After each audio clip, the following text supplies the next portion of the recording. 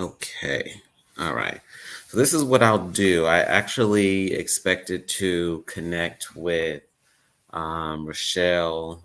She did a log on around 10 or so. Um, and was also hoping that Leticia would show up.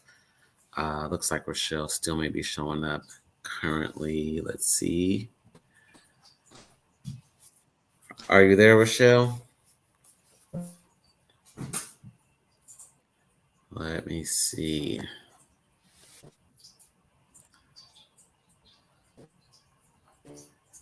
Let me see. We're having a lot of Well, technical difficulties from this morning. the Let me type in the private chat. Let me know. um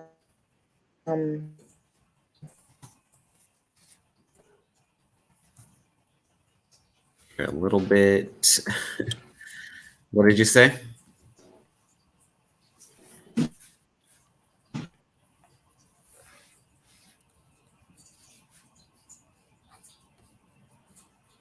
Are you there? Okay. Yes, and so hoping that that Wi-Fi does work. Um, Hoping that Wi-Fi does work out for both of us.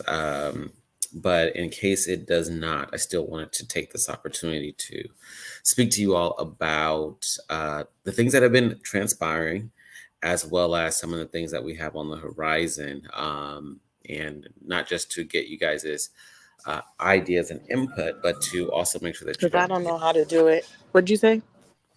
Can you hear me now? Not sure if you can hear me.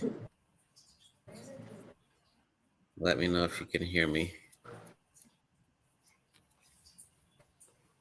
It looks and sounds like the Wi-Fi will not allow us to connect. So you can hear me. I do see Sorry. part of you. Yeah. So let me know. I can't send her the link. Let me know um, what is the best way I could send it to her. I want to say maybe email, but I'm just not sure.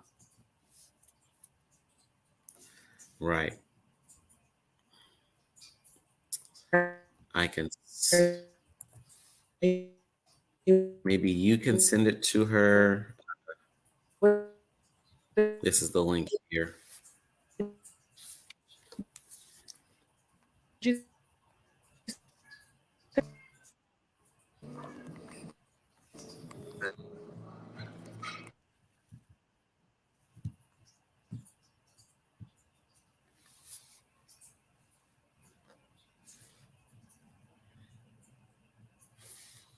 Right. So let me know if you can send that link to her.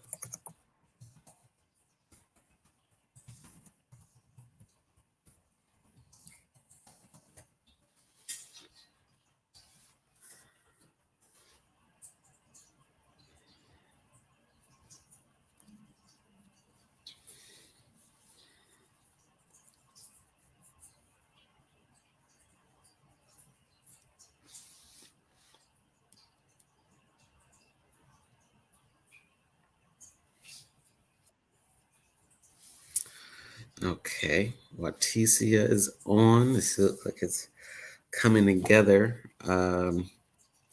If the Wi-Fi helps you all out, though, let me know how the Wi-Fi is working for you.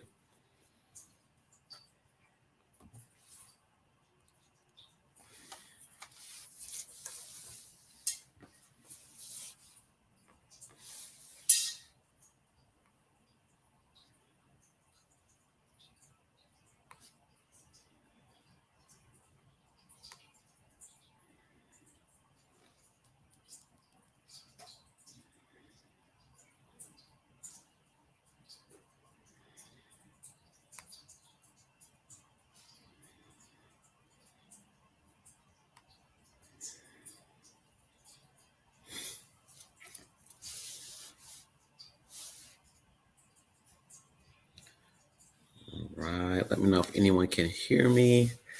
Let me know if you guys can see me, anything like that.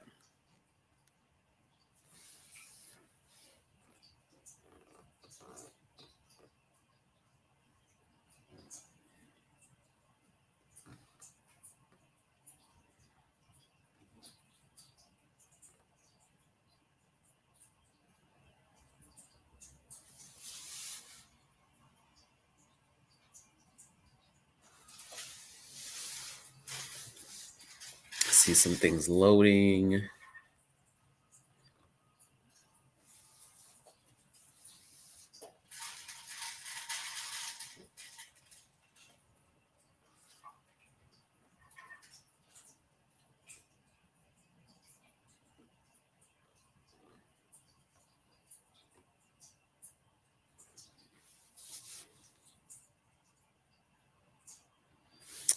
I cannot hear. I just texted the links. Cool. I see that. Yeah, I can't hear anything. I can't see anybody. Let me see. Nope, the mics are not muted. It sounds like you may be able to hear me though, huh?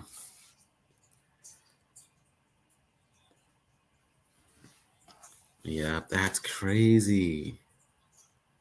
That's crazy because when it comes to both of you guys' pictures, I can't see any visuals, but at least for Rochelle, I see that. Okay, now I can see your video, Waticia. Okay, so I can see you. I can hear you, but the sound is a little distorted sometimes. And I can't see Rochelle anymore. I see you talking, but I can't hear anything. Let me see if I could turn up the volume at all, because the volume on this computer is different. It says the speakers are 100%. So I do. And then I heard Rochelle earlier. It was really easy to hear her earlier.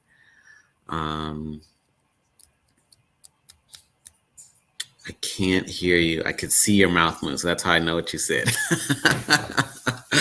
I saw your mouth move, but I could not hear you. That's so crazy. Okay, that sounds good. All right, so leave and come back.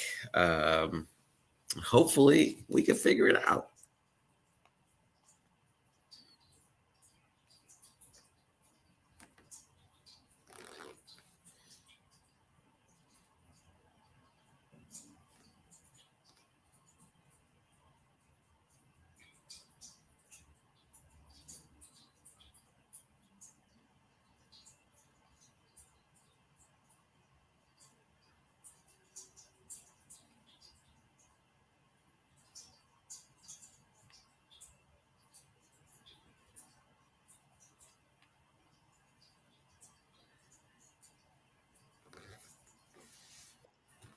It's like a feedback sound. So I hear that. One, it could be my baby monitor.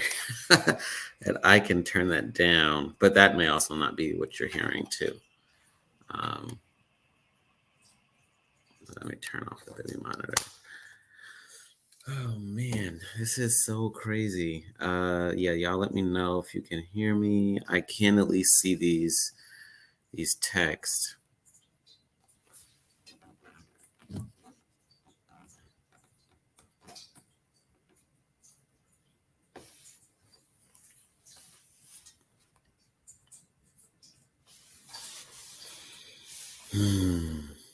I cannot hear you. I don't see. Oh, let me bring you up to the stage. That's one thing. So now you're on the stage. So now I might be able to see or hear you once it loads. Okay. I think I can hear you. You can hear me? Yes. Cool. Yes, I can. Okay, I can cool. hear you. Okay. That's progress. Yeah. Okay. So Thank that's you one so thing. much for sending me this. I'm like, where is it at? I could not find it. I'm in there looking. I was like, Mm, still, she came through. She came through. Thank you. right. Oh my goodness. That's right. That's right. And so what I noticed when I looked at the link this morning was one that we wanted to start at 10:30. and it started at 10.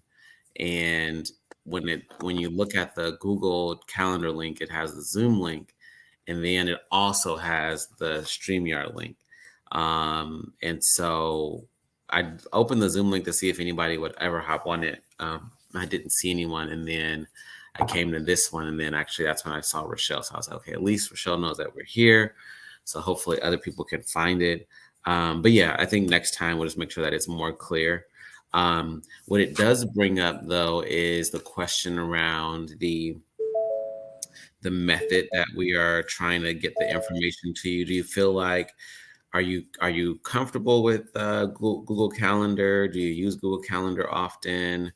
And is there another, or rather, a more efficient way to make sure that you do get the information to the classes? No, I use Google Calendar. I think it just slipped my mind this morning. That's what it was for me. Um, Hmm. that commute this morning was pretty ugly. I don't know what happened. So I started my day off really foggy, yelling Hmm. at people in other cars that can't hear me. I'm trying to learn not to do that, Jermaine, because it's really Uh, not effective at all. And it only right, gets in the morning and my children be stressed out. So right. that's how I started my day off, being combative with the traffic. Couldn't hear me. That wasn't a good way to start Thursday. Right. So, and Makes you sense. know what? What's crazy is because I have a meeting with my children school at 1 o'clock, right? And Mm-hmm. so I told my children this morning, I said, there's something I have to do today until 1 o'clock. Mm. Don't remember what it is. It's not going into my mind. And then Sister Rochelle came through. That's what it was. So that was Hmm. my fault because I did not add this. I accepted it, but usually I go into my own phone and add it to my own calendar with my own reminder just in case Google is not, on one accord with me. And so that was my fault. I didn't do that. Okay, right. And honestly, I totally understand it. I've been in similar situations. I've made plans, and just like you said, something that hits you that'd be like something's supposed to happen, but because it's not something that you're used to doing, then you don't. It doesn't register immediately. Yeah. Um, so I do hear that. Um, so this is good. So again, this is what we'll be doing in between the weeks of in-person trainings. What we wanted to do was have this opportunity to connect again some more. And I'm glad about it because I do like that we get to meet on Mondays for 30 minutes. But I also feel at the end, I was like, we didn't get to talk about this. We didn't get to talk about that. There's certain things that I wanted to hit on. But then there's other things that I also want to make sure we touch base on. So um, it's really something that I think this would be a good opportunity for us to catch up a lot and touch base on a number of topics, especially because we have the trainings, and if people can't make it, then we have to cover some of those things as well. Um, so let me know. I'm just gonna be sending her these messages, try to see what she's doing, where she's at. Do you have plans to change location? I feel like a big part for her is the location that she's at. That makes it hard for her to connect with the Wi-Fi and such. Um, Oh, but well, one thing that one thing that I made sure to do, and I wanted us to discuss was the book. Uh, dang, and I did not bring it with me. it's cool. It's cool. Again, we just want to really touch on some of the big But I can topics in put there. it up. Can you give me the name, Jermaine? I know it, but can you just refresh my memory so I can pull it up on my because I got it on my audio. The book, Get That Money, Honey.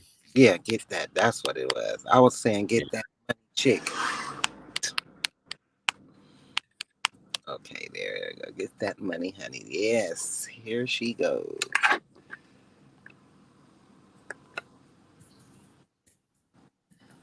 Um, Google Sheets.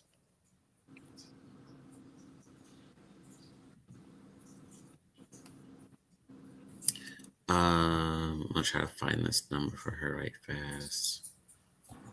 Type form.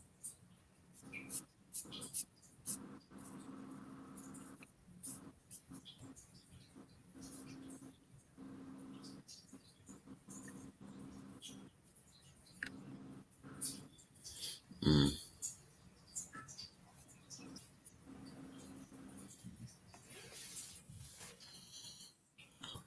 So,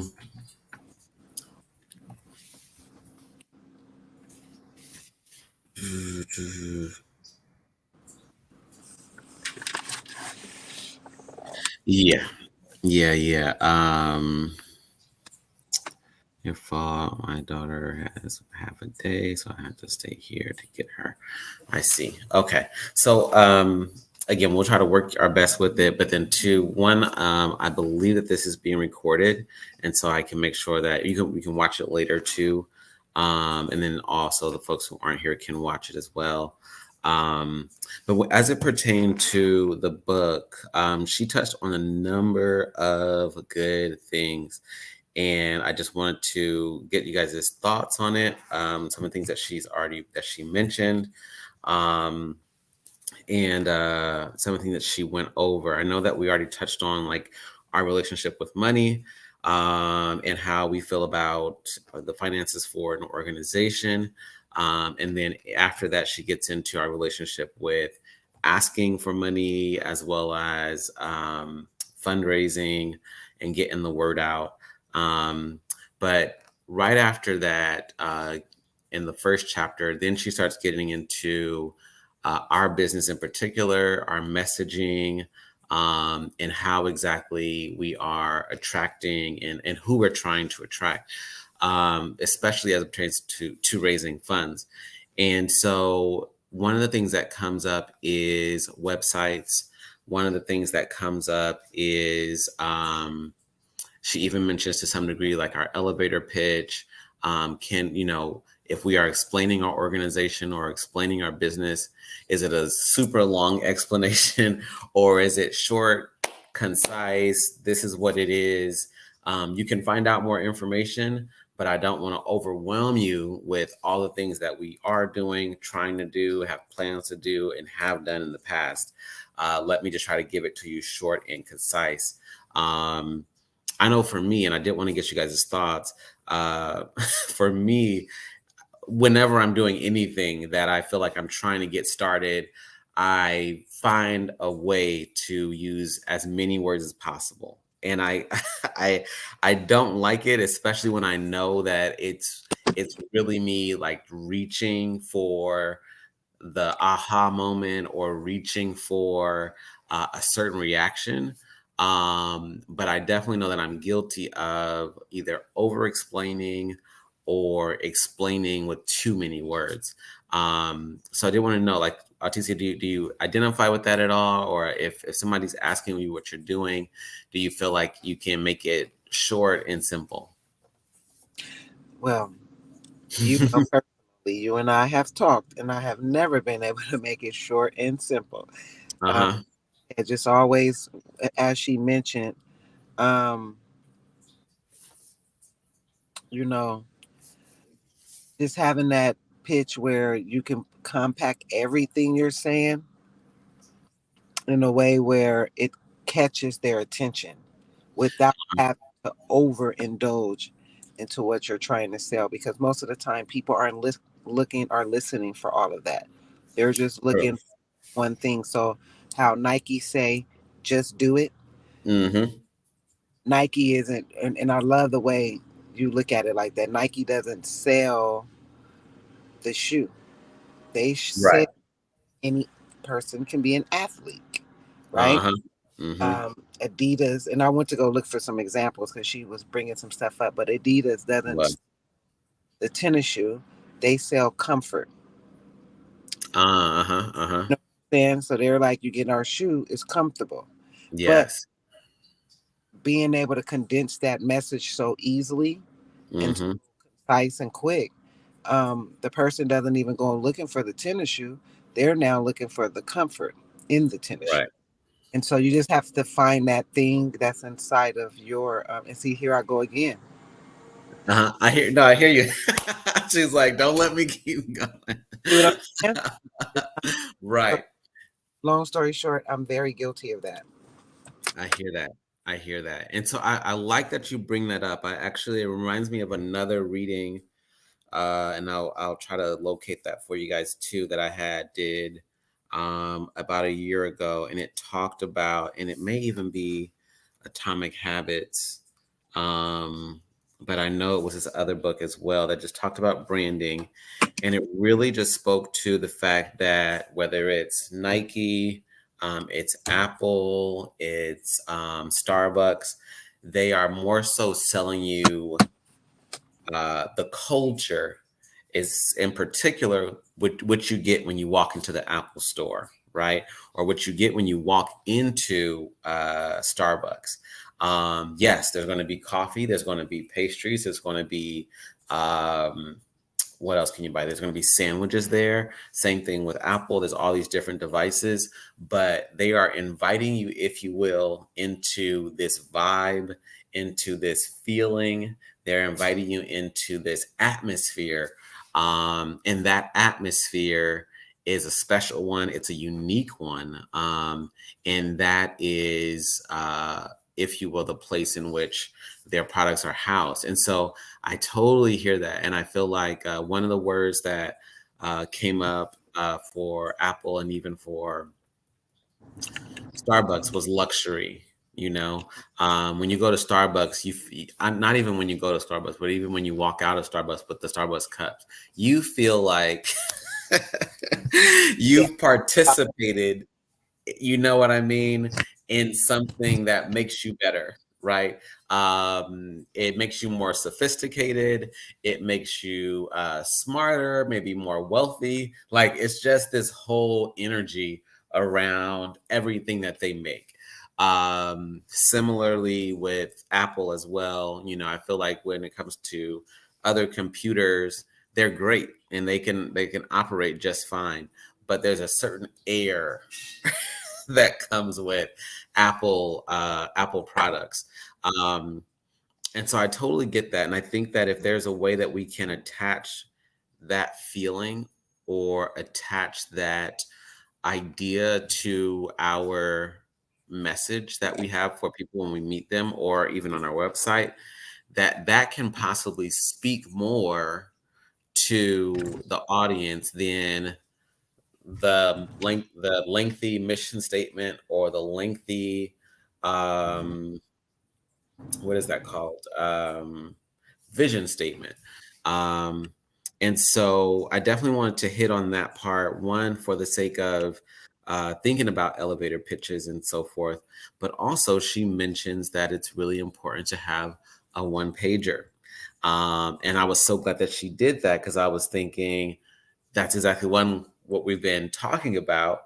But two is that could also give us an opportunity to honestly get a head start on having a good website if we just can form a good one pager. Because she was really getting at the idea that if the first page is too dense, is too complicated, there's too much going on, then we're going to lose people because they're going to get lost in all the things that they can do with our organization. But if it's just simple and to the point, then they can immediately know what's happening, immediately know how they can either contribute or and what they're contributing to. Um, and so I did want to ask for Leticia, have you what progress have you made on the one pager? And how has that been? So you know, it's ironic. I have wrote my one pager a long time ago, Mhm, but after listening, I'm going to go in and update it because it was so on a.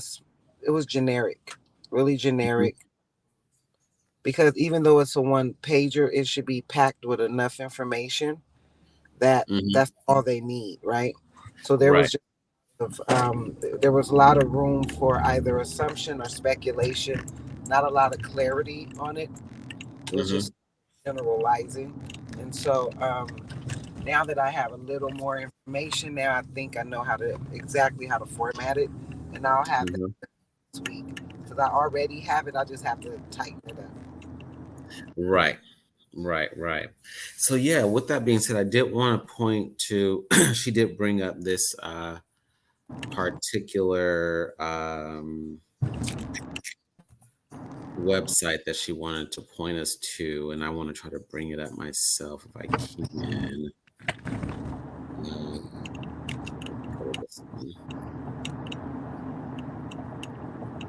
Um, and so she said something like Charity Water, yeah, nonprofit organization. And she said this is a great example of just how simple and to the point everything is. Um, Give the gift of clean and safe water every month.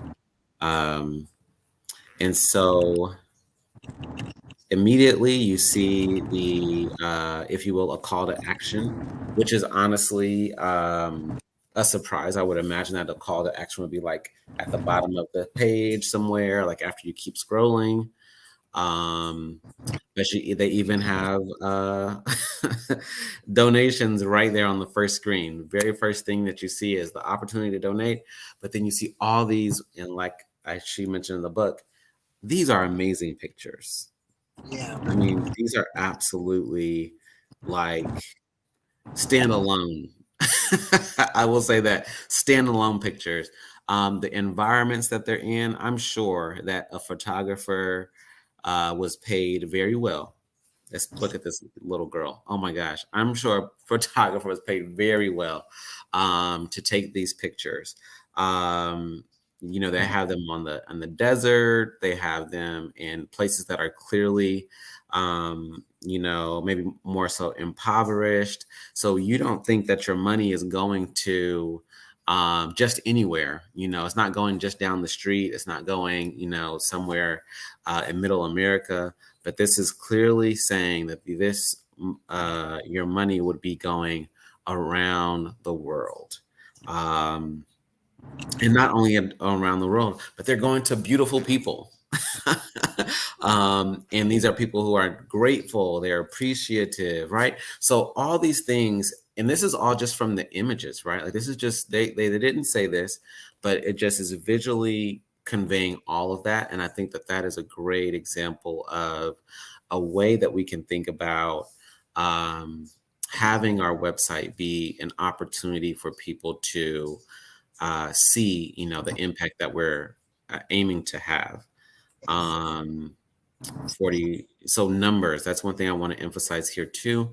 Numbers are important. 41,700 people every month. Okay. More numbers, right? Oh, Bangladesh, Cambodia. We got names of countries, um, and the numbers of people that are being reached, the numbers of people, a map of the world, a chance to maybe hear from the CEO. Another 703 million people in the world live without clean water. Meet the community changing lives. So we got some more pictures. Um, and then here goes, some of that information. But all that to say is we can find ways to make sure that our message is being picked up very quickly and honestly from the people that have the whatever encouragement that they needed to land on our website. And that is a huge way for us um, to do outreach. It makes me think similarly about our Instagram pages, similarly about our Facebook page if we do have like a business page. Similarly, when it comes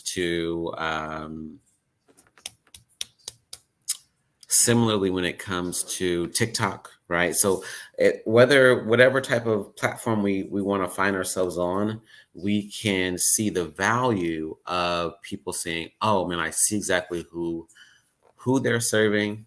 I have some idea about the numbers that they're serving. I have some idea about how I can contribute."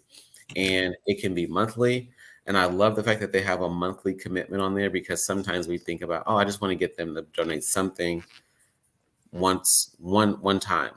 But if they can commit to donating $20 a month, especially $20 a month being not being a whole big deal, um, as those numbers increase and you got 20 people donating $20 a month and 70 people donating $20 a month, then you can definitely imagine in time that these regular givers are finding ways to keep this business afloat, and almost kind of not even really thinking about it, right?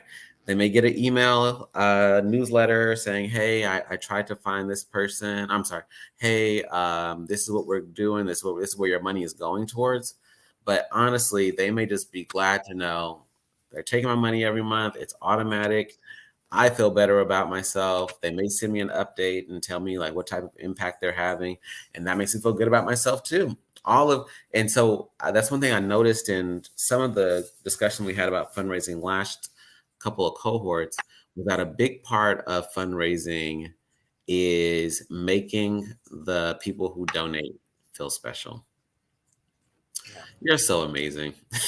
You're just so amazing. You are helping so many people around the world. You are touching so many lives. You.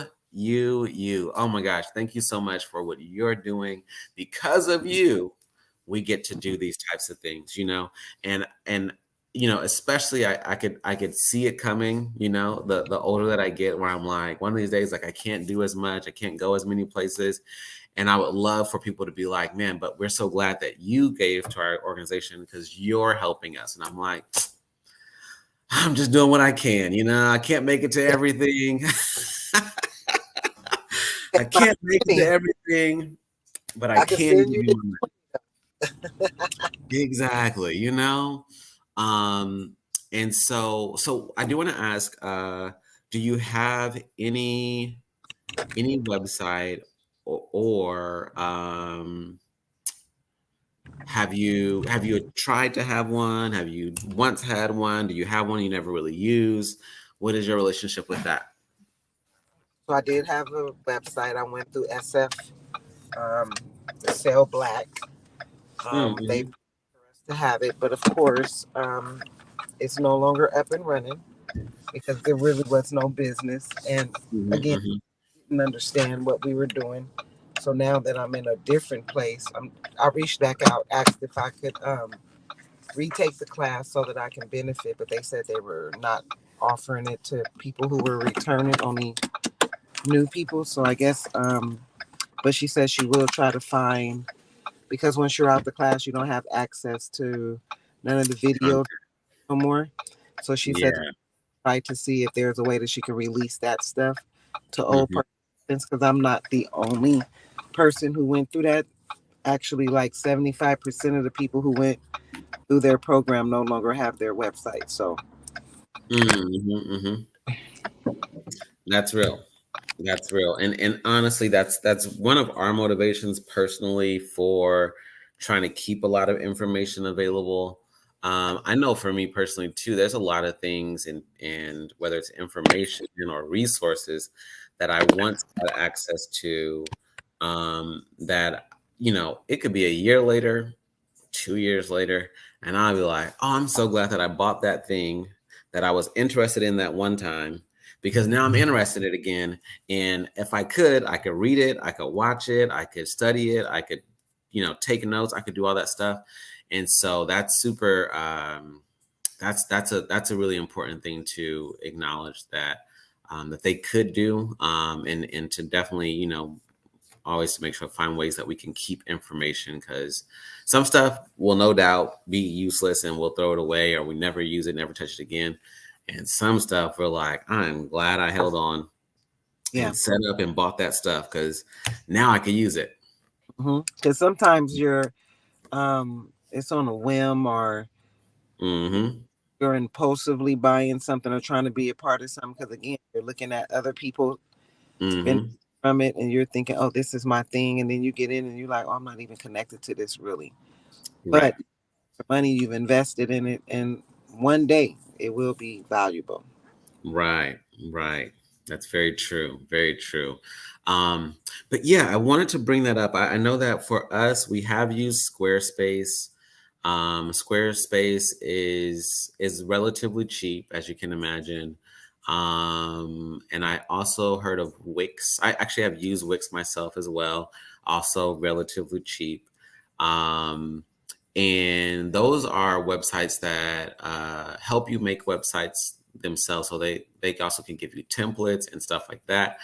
um, and then also I know that Canva does help with just the images, right? So just like we said, we could make a one pager on Canva, and that could actually be the website. Or we could get a template from Canva that we really like and has the right vibe that we're looking for, and that could be the website. So either way, definitely I would say keep those things in mind. And honestly, I would say, if nothing else, for the sake of getting that up and available, and then using it as an opportunity just for anyone who wants to donate at all, whether it's monthly or just one time, whatever it is, um, because there are definitely going to be people that you run into, find, or that they find you, um, and they want to do something, or they just may just want to help you out in terms of giving you business, for their particular event or funeral, whatever it may be. All of those things can be ways that can be on that same website. Um, what I did want to say is, but yeah, I think that would be a good thing, an easy thing for us to do, especially once we get our one pager down. So if you could make sure to complete that at your earliest, as soon as possible, that'll be a great way for you just to be prepared to have a website again. Okay, and there's are we going to work on that collectively as a group to build those websites so that we can have that support and understanding, or are we kind of um um or do we have to do it ourselves, shall I say? So honestly, that can be discussed. What I do know that I want us to be in person to discuss social media and to discuss marketing. And so that can be something that we can do both in person and virtually. Um, but it also, again, depends on, who else wants to do the same thing. I'm sure that Black Women Revolt does have a website, and so that's something that we could even talk to Miss Tate about when she does when we do see her again in person. Okay. But definitely, if that's something that you guys want to make happen, we can, have some time set aside for that particularly. I mean, I definitely would love to just to, get familiar, learn the steps on how to do it and actually do it correctly. Right, right. But yeah, I love these things that she brought up. Another thing that she brought up, which was important, that I also wanted to bring up bring up in terms of the one pagers, is she asks the question, "Who are your competitors?" And I remember bringing that up around the idea about the business plan too, because if we do acknowledge who our competitors are, and I put quotations too, because as nonprofits, we may not have direct competitors, but we may have people who are doing very similar work in the community. And we don't want to be, one, stepping on toes by saying, oh, we do exactly what they do, and we're trying to take their clients. But then, two, for our own benefit, we may say we want to do something like what they're doing, but we want to make sure that we're not doing their same thing so that we can get a very select group of people. There may be organizations that are focusing on a certain issue, but it may be, anybody can apply, whether you're Asian, you're African American, you're Polynesian, you're indigenous or Latino. And there may be certain organizations, which we also know, that serve Latinos in particular, Asians in particular, Black folks in particular. Some of those have even subgroups that only serve the women of this particular race, or only serve the men of this particular race, only Yeah. serve the children, only serve the seniors, right? So when all of those things start to be acknowledged, then we say, oh, I see that people are doing this, this, this, and this, but no one's focusing on, let's say, the teenagers, let's say the young adults, let's say the adults, but that aren't yet seniors. And then you can find yourself having more opportunities to have clientele because there's no one else who really is reaching your audience in particular. No one else is really trying that hard, or no one else is having that success, and partially maybe because they're not their organization is trying to reach another group in particular. And so these are things that we can even think about in terms of location, right? There may be some folks who really are reaching out to the folks in the Bayview, and then there's other folks who are reaching out to, Lakeview folks, and or another group that's really focused on the youth in this other area, let's say Potrero Hill, for instance. Yeah. And those things are actually, I can actually think off the top of my head of certain names of organizations that do just that, right? They don't focus on the whole San Francisco community, but they focus on very small pockets. And that can be a plan to at least knock off one particular demographic. And if one day, let's say a number of years down the line, we could say, well, we actually want to expand and do this program over there too, because no one is actually serving those kids. And so we want to help out over there.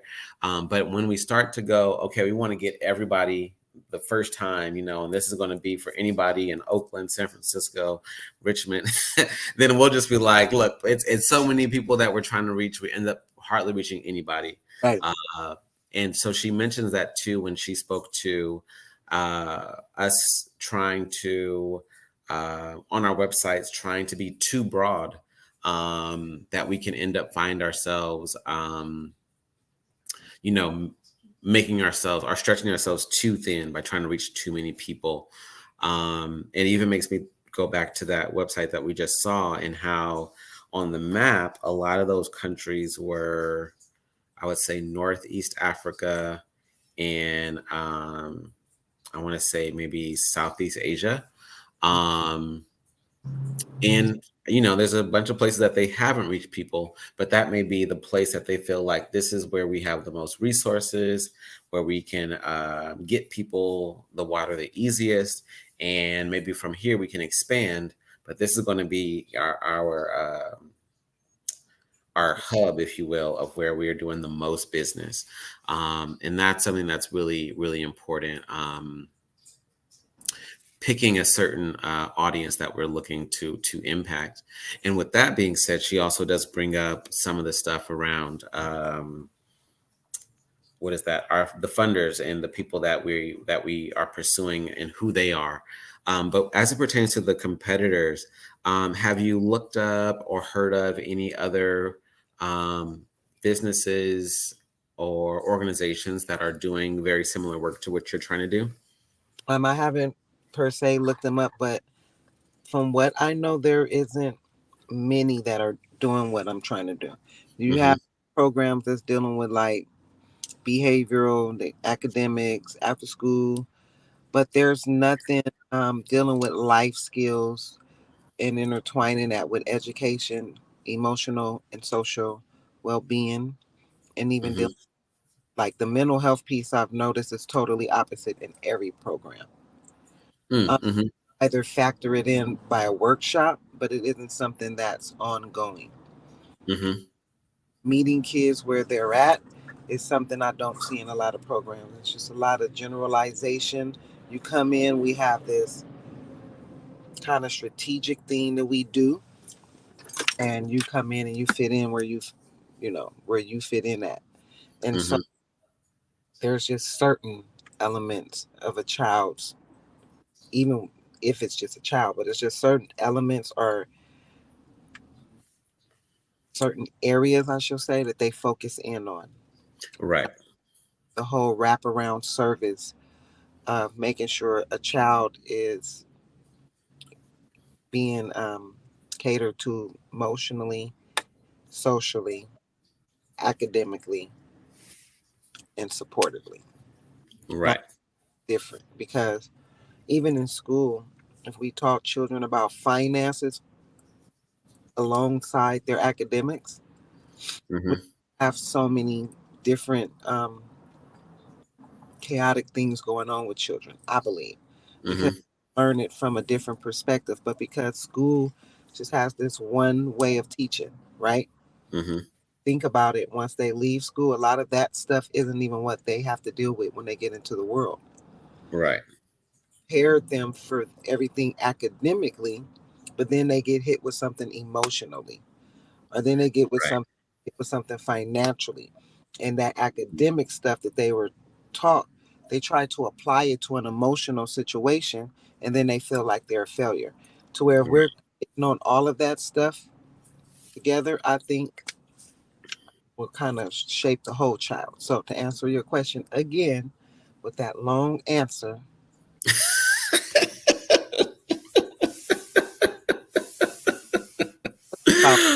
problem, Jermaine. What Right. keep talking stuff, and this is something else you talk about: being able to hear Uh-huh. and understand and comprehend what you're learning. It's not. It's one thing to have a book. It's another thing to comprehend what she's saying and be able to apply the information. That's how the book becomes effective, not just reading it. Right, right, right. That was Hilarious. Right. a long answer to a short question. Right, right, right.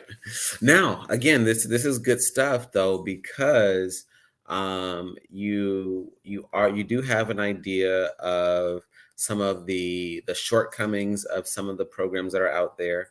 And these are the ones that you either have heard of or have seen directly.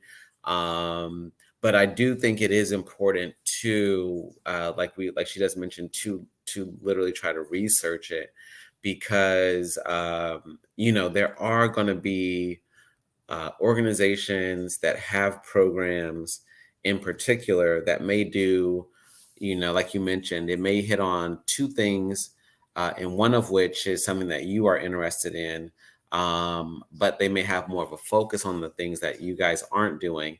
And so you do want to find not only the gaps in who is not doing what you're doing, um, but is doing something similar, and but you also want to be very aware of the people who are doing something very similar, because they could even be partners, right?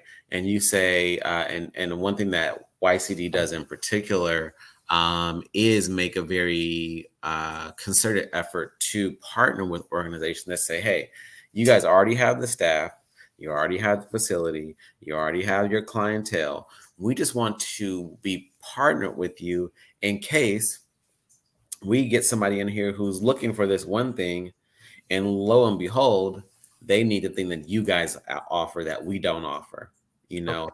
And Yeah. rather than try to also get up the business and everything for that particular department, we say, hey, you know who you need to call. Here goes their information. Write this down. I'm going to send it to you.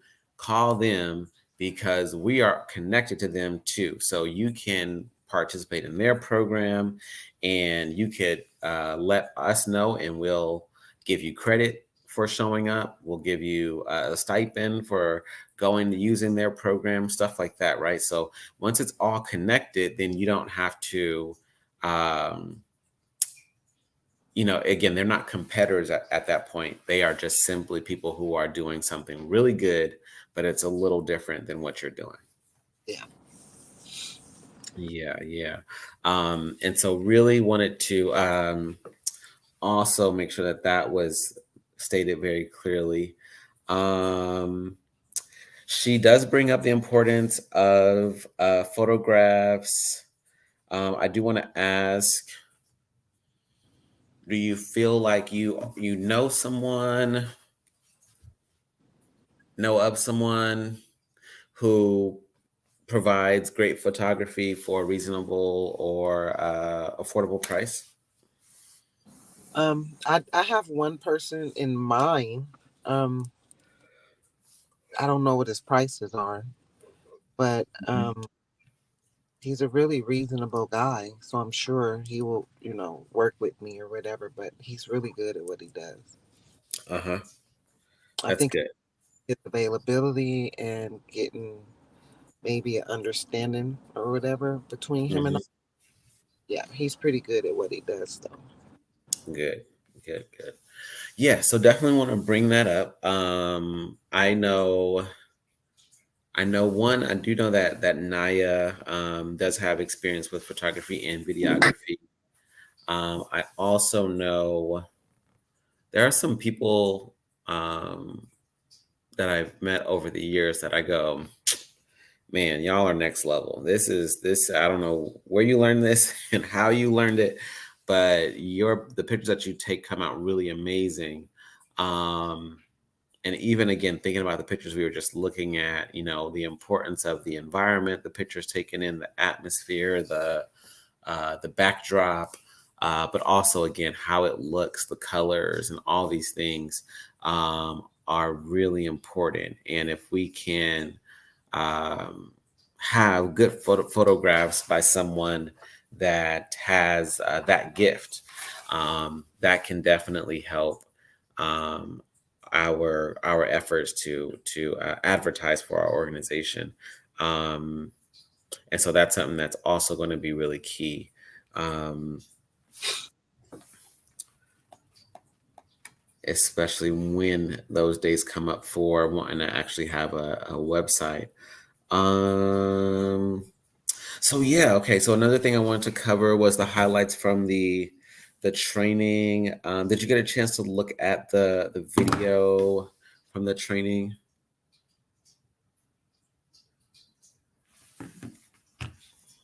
Looks like the image changed. Let me know if you can hear me or if you're still there. Mm.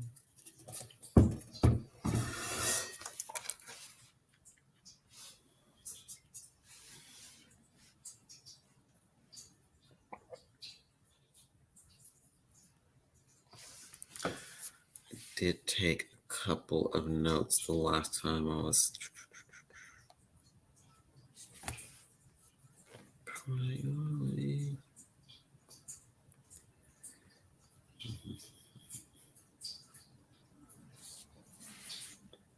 Oh wow, looks like they end up getting logged off. Trying to find the notes I took for last week. Um,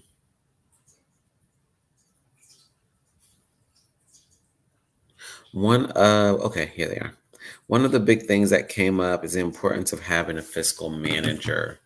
So this came up in the training, and it was really big because um, one thing that comes up when we think about staff, when we think about people that we want to help us with our organization, sometimes the first thing that we think about are the people that can help us with the work, how we're serving people, the services in particular.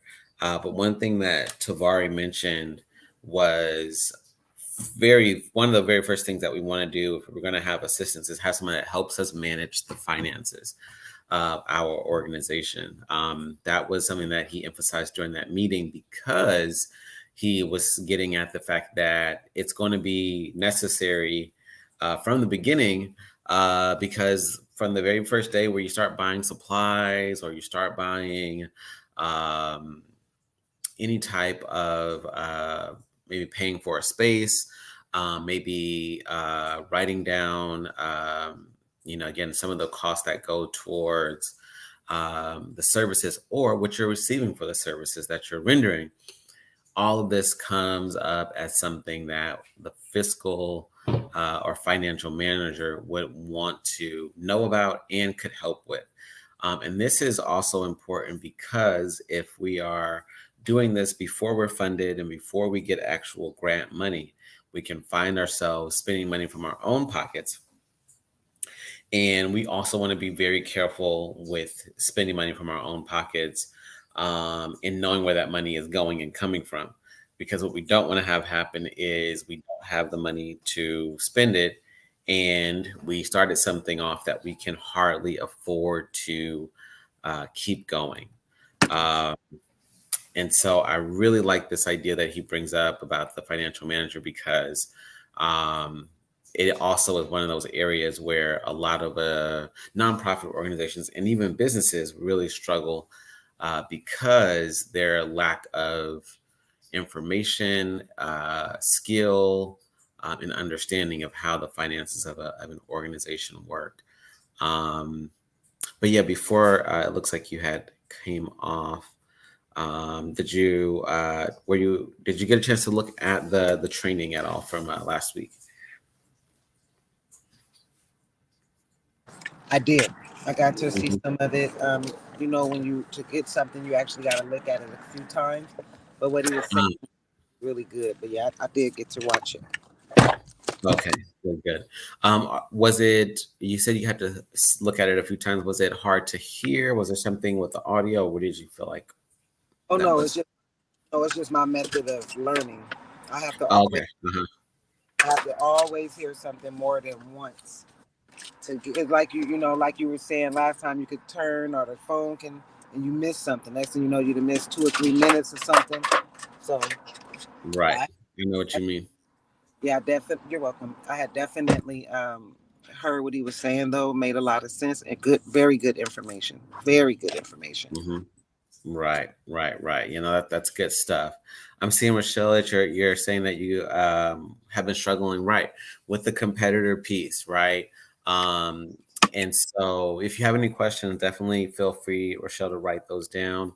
But I definitely hear that. I do know that when we had our first meeting, you were saying, how you wanted to have like you didn't want people to feel excluded, and so you wanted to be pretty broad for who could receive the services in your organization. Um, and I know that that also comes from a place of, well, I don't want to not serve certain people. I don't want to make sure I want to make sure that I'm giving my service to as many people as I can. But I would even say that could even be something that you base your clientele or your target audience off of, is who's already being served, right? If there are domestic violence organizations that are serving women in this particular area, there's women in this particular area, there's women in this particular area. Then you may say, oh, well, where aren't the women being served? And I could try to work on serving the women over here, because no one specifically caters to this population. Same thing when it pertains to men, or again, teenagers, transitional age youth, young adults, children, right? So all of these different facets can be looked at, and we can say, okay, well, who are the people that are being served? What populations are being served? What demographics are being served? And which ones aren't? And maybe I can focus on the ones that aren't getting services. And if somebody comes into my organization and say, hey, I want help, and they aren't in my age group that I serve, they're not in the race that I serve in particular, then you could say, hey, I know so and so down the street, so and so a couple of miles away, they have the organization, or rather, they have the business and stuff that you want to get help with, because that's who they serve. You are the people that they serve, and so at least you won't be turning people away when they need help, but rather you'll be saying, "Hey, I know exactly who you can talk to, who serves the population that you're a part of." And so that's really key. I also, when I look at the notes for the training, he says a business or a stream of income that can fund your nonprofit is how the big boys play. And so I wrote that down, acknowledging that that sometimes that is the means by which an organization starts, is a large entity wants to have a nonprofit arm. And sometimes it starts when a smaller organization uh, gets presented to a wealthy person, and the wealthy person says, I really want to donate my money to this type of cause. And I can find ways to fund them in huge numbers, or I can support them in a number of other ways. It makes me think that, for instance, I brought up the examples of like Steph Curry and Usher, and there may be something that Floyd Mayweather does. I'm not sure. But these are organizations that Floyd Mayweather or Steph Curry or any other athlete didn't necessarily start themselves, but they actually started it, rather that they actually heard of it and then said, what I'll do is I'll associate my name with this organization because they do exactly what I want to see happen in the world. They are doing it in a way that I appreciate, and maybe I could help them expand. Maybe I could help them reach more people. But I love what they're doing so much so that I want to put my name with this organization and have it represent who I am. Um, and so that is also just to acknowledge that sometimes the work that we're doing may not get the attention that we wanted to get until later on. And at that point, we may get a great amount of funding because of how our organization has been serving people in ways, or our organization managed to get. Um, but I definitely like the idea of having a steady stream of income that we can use and access whenever our organization needs money. Um, and now my cat wants to get in my face. Um, the importance of contracting or partnering with a salesman. So that was something that he mentioned at the very end. The importance of connecting with a salesman who can help you raise funds for your organization at any type of event that you may or may not feel completely comfortable attending because of the culture of that event, maybe the location of the event, how much it costs to get into the event. These are different ways that we can uh, get help with raising funds from some type of professional who can really go ahead and use their experience to help us um, get bigger funds from people who have a lot of money to give as well. Um, Another thing that he mentioned was the importance of never ceasing to look for money.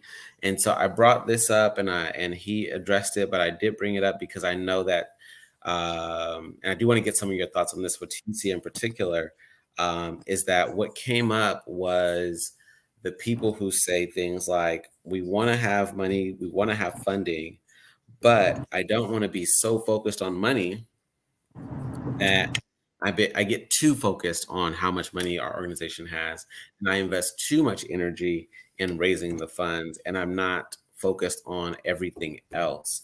And so there is a fear that some of us can have of overshooting, over investing in fundraising, putting too much energy into raising funds. Um, what are some of your thoughts on that? It even makes you think about the money story stuff that she brought up in the book in the beginning. Do you feel like you've run into those spaces where you go, well, I don't want to be like so focused on the money, or I don't want to be too focused on the numbers and in terms of dollars. I want to try to find like the right balance of, focusing on the money and focusing on people. That's my approach right there. Uh-huh. I know the funds are needed, but I Mhm. don't want funds to be the focal point. I don't want that to be the reason that we don't operate. Even though Uh-huh. it's needed, is there another way to operate even when funds are on hold? What other avenues are out there? Like, do we build stronger relationships with people. You know, how do we self-sufficiently sustain ourselves outside of having to totally depend on the funding from other individuals? That would be my approach to it, because I don't want to Mhm. get caught up in the money, because then at that point the vision isn't really relevant anymore. It's just about the money. Uh-huh. Right, right. And so one thing that I feel like he was bringing up with that was that, with that being said, there should be someone that is on our team, someone that we're closely connected to, that is unapologetic about pursuing money all day and every day. That if that's difficult for us in particular, or if that's difficult for us as a unit, that maybe we can bring someone in and says, listen, I don't want you to do nothing else. I don't want you worried about the services. I don't want you worried about the marketing. I don't want you worried about all these other things. I want you to just be thinking, how do I get more money for this organization? How do I get more money for this business? um and I totally get that. We can run up against that in ourselves, because that is something that doesn't feel particularly comfortable for us, for whatever reason, right? It can be great reasons, and it could also be difficult and not so great reasons.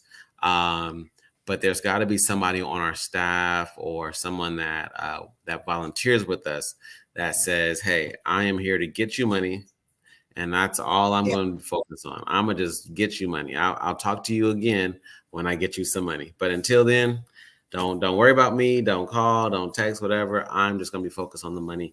Um, and honestly, that is, I imagine it may be hard to find. It may not be, but it definitely gives that person that liberty to think about it long and hard, when you as an executive director, or you as a CEO, may be completely focused on the big picture. And, well, did all the youth get called?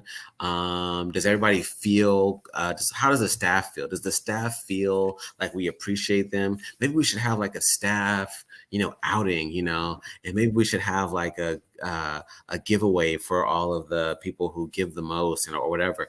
And we could just think about all the other stuff. But you have like that one person that's like, listen, all I'm thinking about is the money, and I don't want you to feel hindered, because there's all the other things else that we have to worry about.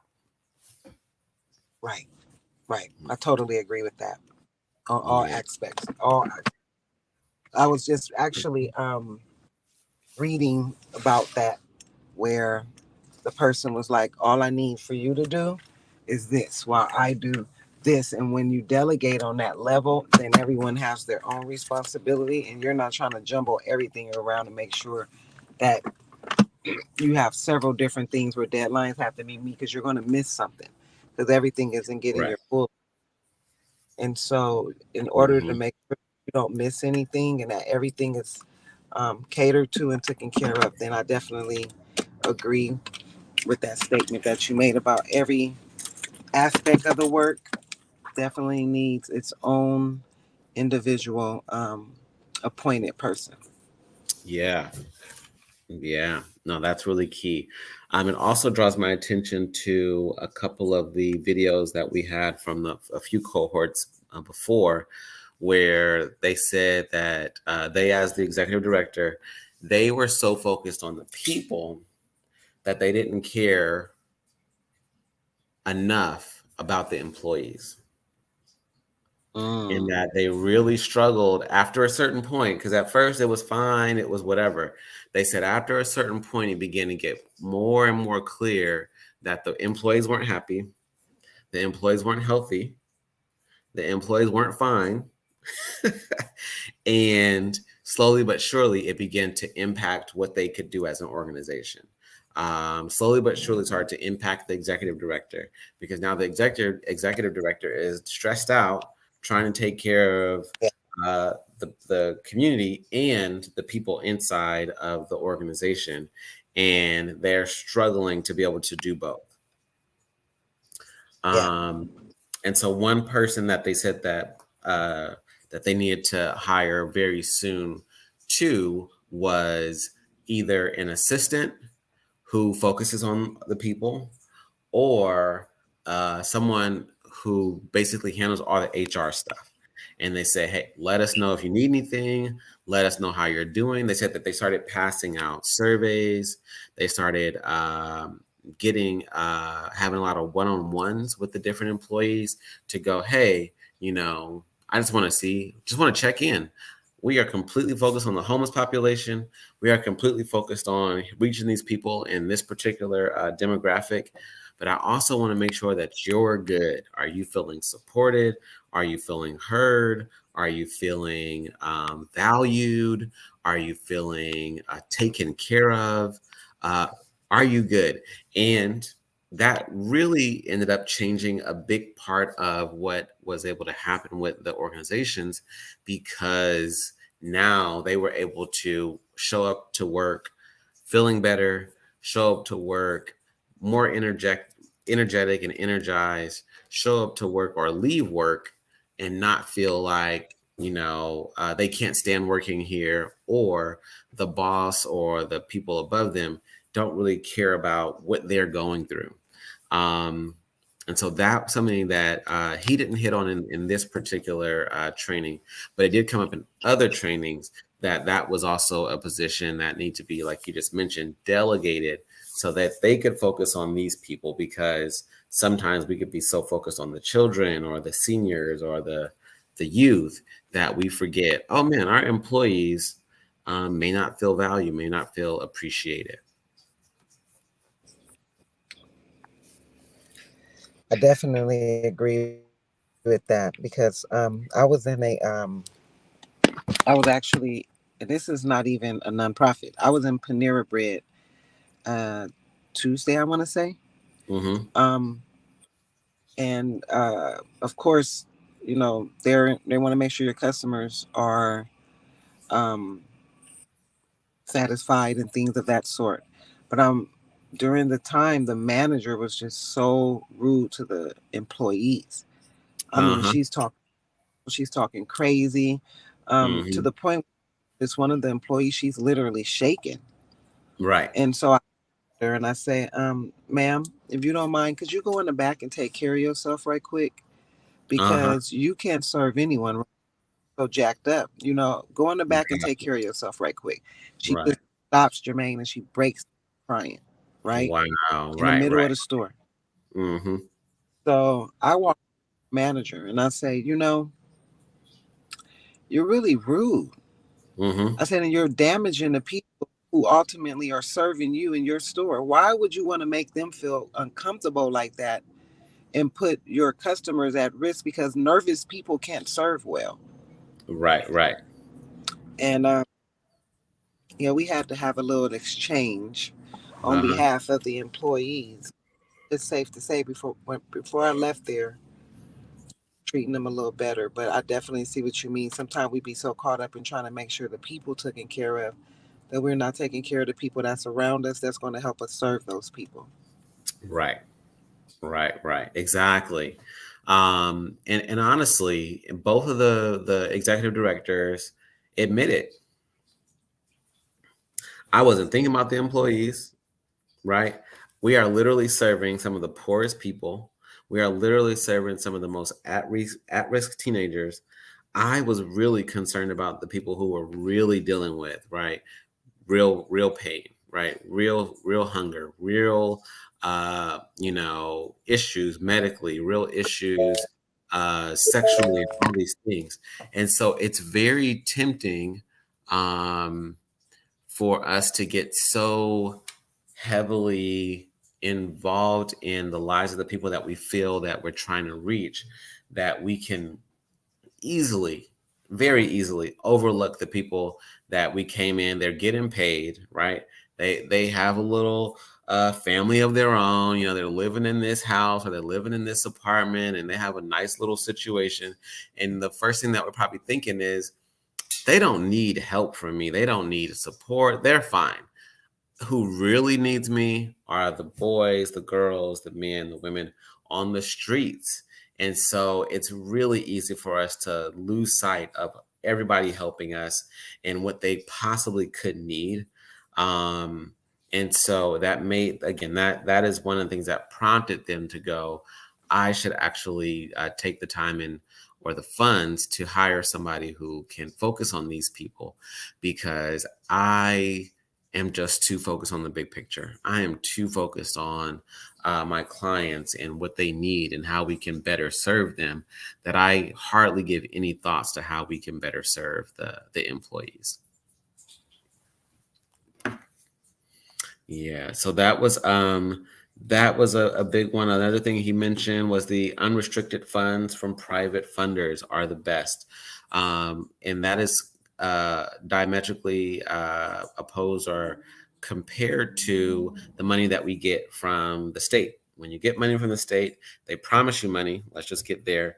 They promise you money and they don't give you the money until after you already did the thing that you said you were going to do, which honestly doesn't really work unless you already have money sitting there minding its own business. You know, that's never gets touched.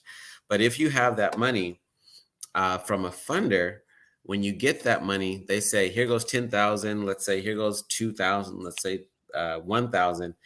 They don't say, all right, 500 goes to this, 200 goes to that, one goes to that. They say, here's the money, you know, do the best that you can with it. And that is really good, not only for the sake of being able to say, oh man, like I don't have to answer all these questions about where the money is going. I just get to take the money and put it to good use. But it also helps as it pertains to putting the money in the savings account, or what they would call the reserve account, or putting the money towards some of the things that honestly you didn't really expect would happen. So you don't have a line item for it, but it's something which he gets into later too, is barrier mitigation. It says, hey, you know what? There's a woman that we're trying to serve, there's a man that we're trying to serve, and they are having a situation where they're living at this place, and we want to help them pay for that. That's not directly connected to giving them exactly what we tell everybody we're giving them, but it is money that we have, and we're prepared for these types of emergencies. You know, I want to serve this youth, but their parents just got into the hospital, and I want to give them a place to stay for a few nights, and so we can pay for that with our what he said was padded funding, petty cash, miscellaneous funds, and or barrier mitigation funds. And so if we ever have to buy somebody's body a meal that we didn't plan to buy them, if we ever have to get somebody a hotel that we didn't plan to get them one, if we ever have to pay, let's say, a rent bill or a utility bill or a union due, and we didn't plan on paying that stuff, if we have money set aside that is basically unmarked, then that money can be used in various ways, and we don't have to feel like or wonder if we are using money that was supposed to go somewhere else. And so again, that even speaks back to the book some degree, because the book says you want to get a lot of your funding from donors. But what we're recognizing from Afatasi's testimony, but even some of the things that Ms. Tate has been saying, is that a lot of money can be gotten from the state and from the city. And if we find ourselves getting too much from the city, then we won't find ourselves being able to have the liberty to pay for some of the things that we wish that we had the money for, or we won't have the liberty to save some of that money, because a lot of times they're going to say you got to spend it all, or we're not going to give you more money next year. And so if you can't spend it, then you have to yeah, if you have to spend it, then you can't save it. And that is one of the issues that arises with using city money and not using private money. Yeah. I know I was listening to a podcast and the person was saying, don't never leave money on the table. Mm-hmm. Remove Mm-hmm. all the money off the table. But then you come up, then it's this part too. You've spent it all. Mm-hmm. So now we can't give you more. So it's like a Mm-hmm. darn if you do, darn if you don't type of thing. And Mm-hmm. and just by the way, if you see the camera go off, it's only because I'm driving, I can hear the it get a little staticky. So I figure if I Mm-hmm. cut the camera off, it'll give me, more of a Yeah, type. more reception. Yeah, and I don't want to miss nothing. So if I pop back in, it's like, yeah, you back strong. So yeah, Right. it's the if you do, darn if you don't thing, because Mm-hmm. you don't want to leave money on the table because then it looks like, oh, they don't need this money. And then Mm-hmm. next year, you only use 35,000 out of the 50,000. So we're just gonna start you off there, you know. But Mm-hmm. then you use the whole 35,000, and it's like, well, you superseded everything that we've given you. We can't give you nothing else. So you like, okay, so what can I do? Mm-hmm. So Right, right, right. definitely, I remember when my sons first started going to KIP, they had a lot of private donors, and Mm-hmm. I've always wondered, like, how would you? It would probably be better to do more private individuals than try to get on this scale of huge organizations. Because for one, like I said, the further apart from the people, the more disconnected from empathy you have. So Right. at that point, it just becomes a dollar and a tax write-off. While Mm-hmm. closer to the work, understand that this is going to literally shift and impact some lives, and so Right. the giving comes from a different place. Yeah, and I like that you bring that up too, because that even speaks about the importance of getting funding from people who really can relate to the work that you're doing, and don't just like the idea of contributing to that cause, but who really understand some of the ins and outs of it and how much. What things need to be done and how you guys are addressing certain issues that maybe other people aren't. And so that's really good stuff because if you can find people that are very connected to the cause already, my imagination says you can possibly depend on them for longer to donate to the cause because they really understand it. They've seen it up close and personal. They've done some work themselves. They've heard about how this works and how these things negatively impact certain demographics. And so this is something that can be a great either tactic or method for fundraising so that you're not, like you said, getting money from somebody who isn't really connected to it, doesn't care a whole lot about it. And therefore, they may not also see some of the amazing things that you've done um, because they don't understand why it's amazing. They may really just not understand the work, and so it's really good to raise funds for people who really might find the work very effective and important. Yeah, one thing I've also noticed is you can always tell when someone genuinely cares about the work because they're Hmm. not trying to make the participants jump through hoops to benefit from the funding that they share. But when you start tediously, asking for somebody to give you their mama liver and the Yeah, DNA to their children, that's like, come on, bro, you're not in there for the right reason. right, right, And then right. you want to show up and come with the picture prop. It's like, don't do Yeah. that.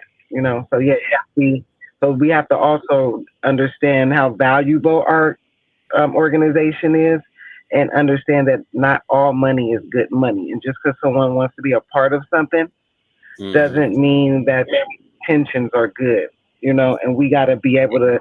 Sometimes somebody will come and give you $1 million to sell your soul, but is your people worth you saying, "Nah, I'm gonna stick with these faithful that's over here giving me 20,000. We might be struggling a little bit, but I know it's authentic, and I know this connection is is real."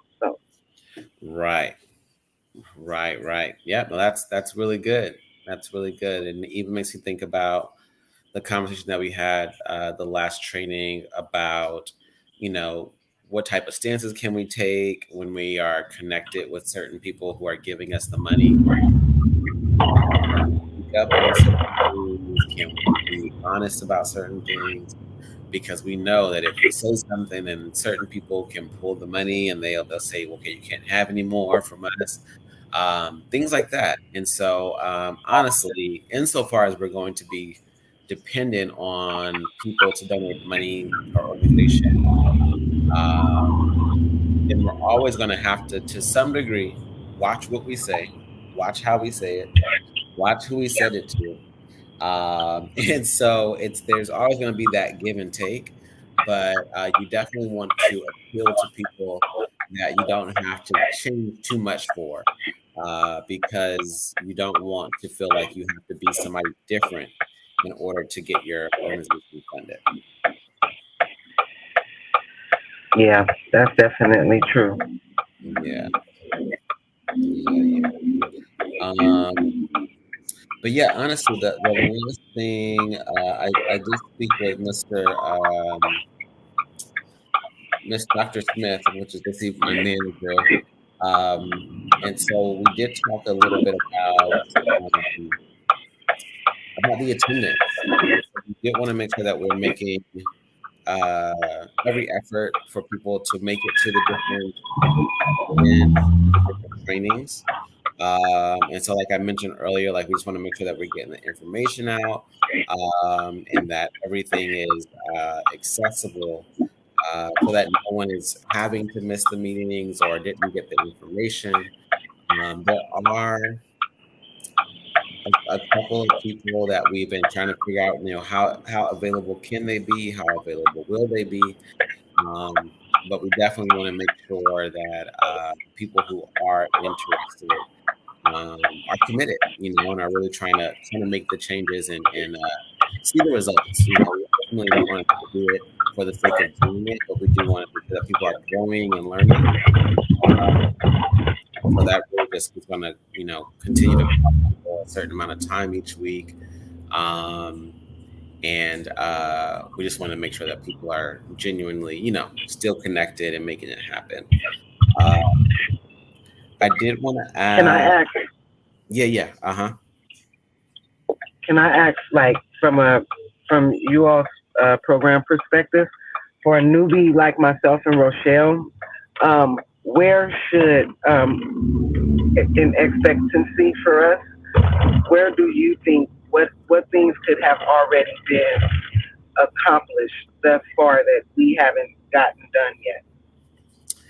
So, honestly, I think when it comes down to, um, it's so different, and so like you're saying, like with us, because I know like our conversations with Rochelle have been really limited. We've been able to talk via email primarily, and not so much, on the phone or via video conference or anything like that. So it's really hard to say like each person should be doing something like the same thing. Um, Okay. but I would say a big thing that we definitely want to emphasize, right, is the one pager, right? Um, that we should be, um, not only completing that, but also having taking some notes again, and really had an opportunity to really get into the book. And that's something that I'm glad that we're talking about it today. um, but at the end of the day, what I do know is that some of the things that we are learning do take time to actually apply. For instance, we're talking about, oh man, well, everybody needs to look for a financial manager. Well, that's easy to say, right? But when it comes down to actually like maybe drawing up some type of email or some type of sending out some type of post, those types of things, whether it's interviews we have to have, discussions we have to have. Some of those things do take time, but at the end of the day, what we really just want to see is that people are putting forth effort to one, learn what we're teaching, but then two, make efforts to really improve what they have going on already. Yeah, Yeah. that makes Um, sense. yeah, yeah. So it's definitely gonna be different. I know, for instance, we met with Pam, Miss Tate, last week, I believe it was, to discuss. We actually connected her with another executive director that has a similar organization, and so they spoke not only about potentially partnering, but also really got to just talk about uh, some of the questions that she was having about what she planned to do for this for the cohort. And so it's going to just really just depend on what each person needs, Yeah, and how we can try to help them to reach their particular goals. that makes sense. Thank you.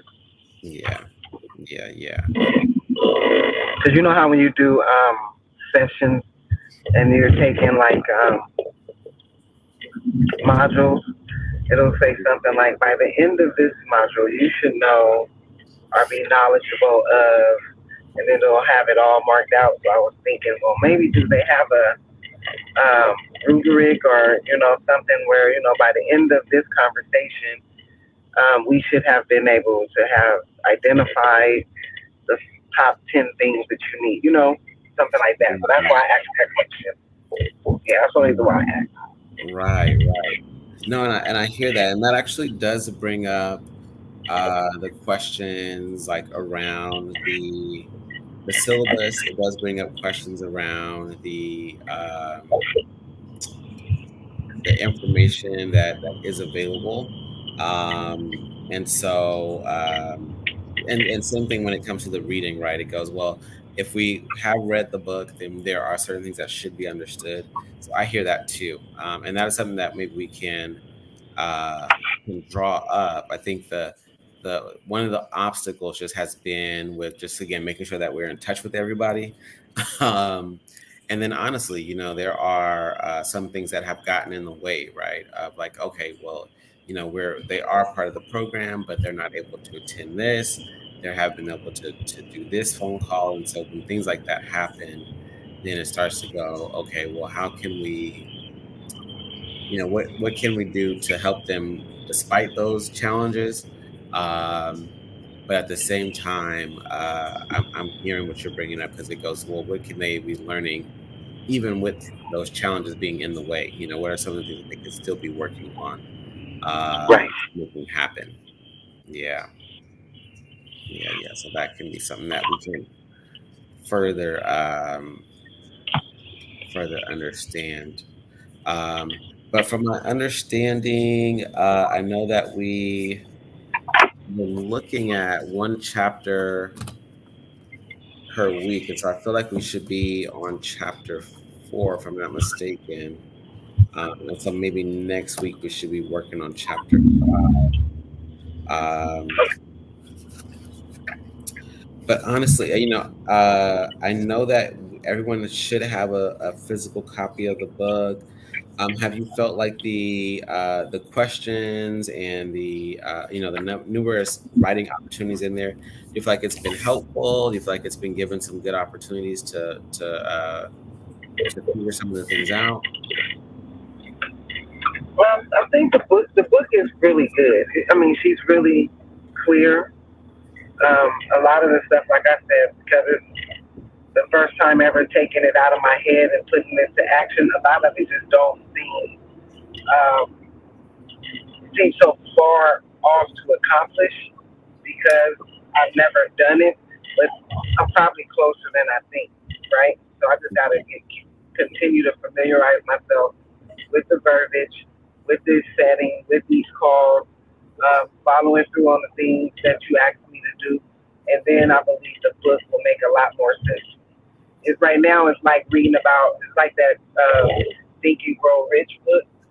Yeah, it's a good read, but I'm not rich.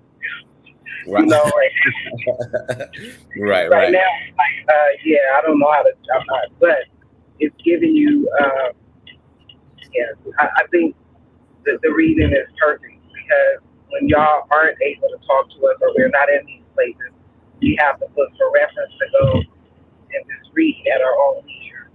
So Right, I have it. Yeah, I love it. right, right. Well, yeah, yeah, no, but we definitely will be pondering those things. I think another thing that we could be doing too is doing some like quizzes and or tests, to help understand what people are learning and what they are understanding, and how we can possibly again like reiterate certain information, um, and yeah, just make sure that people are getting the information that they want to have. And those books are ours, right? Yes, yeah, yeah. So So definitely, we can highlight them and okay. yeah. Feel free to do to write all in those. Those are yeah, great for that. Mhm. Okay. Cool, cool, cool. Okay, well, yeah. Again, it's unfortunate that Rochelle wasn't able to stay on the call, but we definitely, again, at least talked about a number of these things. If she can watch it later on, if Miss Tate can watch it later on, Tassie can watch it later on, then at least they'll know what we discussed and some of the things that we have going on. Um, but yeah, if you have any questions, definitely let me know. Can I Uh, share my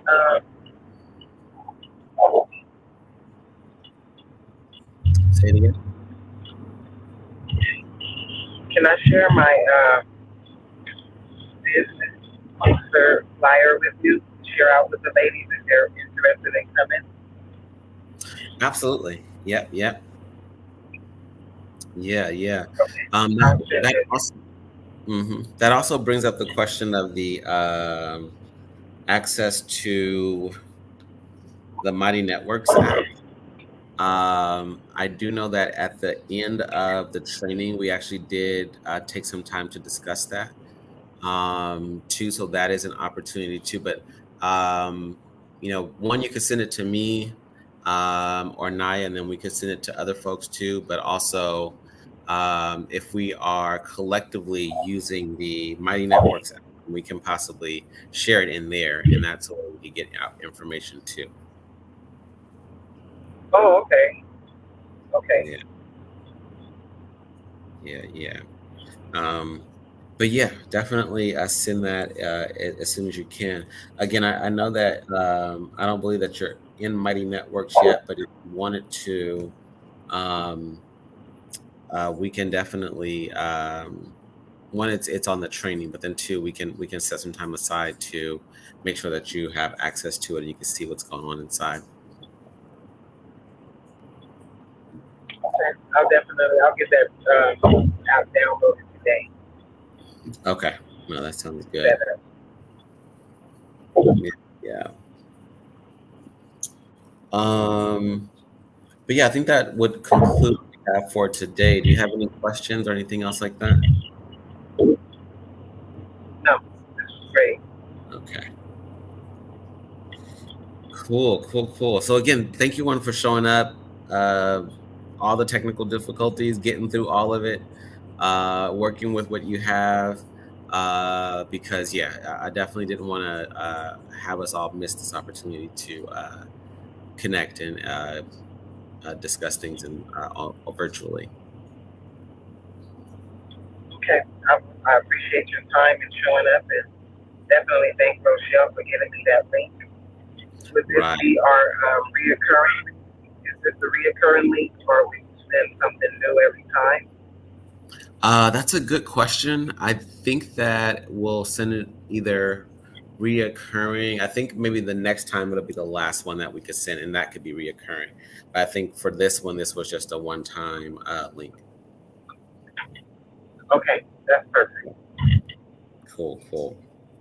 Um, but yeah, thanks again. And again, I will be talking with you on Monday. Let me know. Monday, right? Yeah, Monday. And yeah, we'll just be discussing more again about any progress and stuff that you were able to make, um, and how that's been.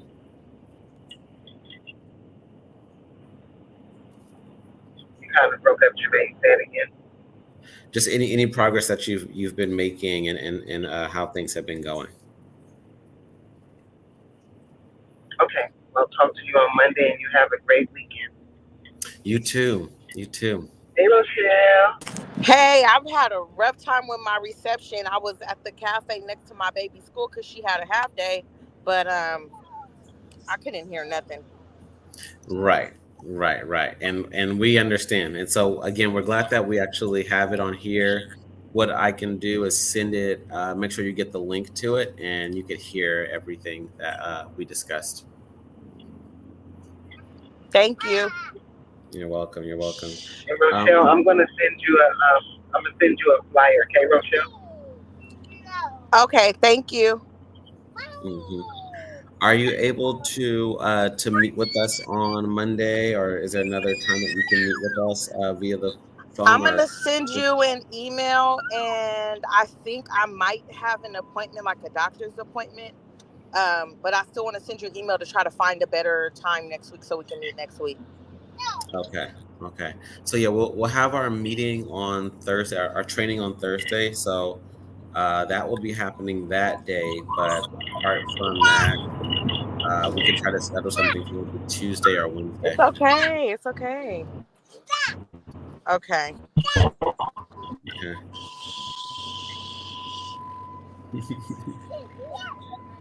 I'm sorry. It's all good. I understand.